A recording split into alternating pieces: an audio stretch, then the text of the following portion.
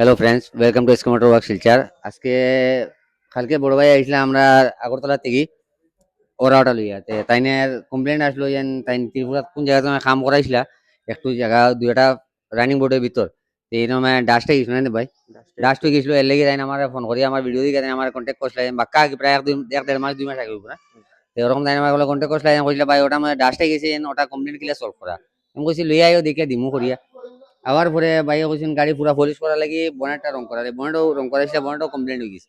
আমি গাড়ি বনেট রং করছি আর দুইটা ফাউদানি ভিতর রং করছি আর পুরা গাড়ি কমপ্লিট পলিশ করে দিয়েছি কিলা হয়েছে কাজ ভাই এটা খুব খুব ভালো হয়েছে কমপ্লেন কাজ। আসলো কমপ্লেন আসলো এরকম কেন আমার কাজেও কমপ্লেন হয়ে গেছিল লেকিন আমার রিজনে হয়েছে নি না অন্য খেয়ে করছে কইতাম পারে না লেকিন বাইরের কমপ্লেন সলভ করে দিছে ঠিক আছে তো কমপ্লেন সলভ হয়ে গেছে আর কালার লইয়া তো কোনো কথাই নাই, মানে কালার 99% কোনো অপশন নাই নাই 100% পাইবা মানে 100% পাইবা কালার হইছে না 101% ঠিক আছে। এ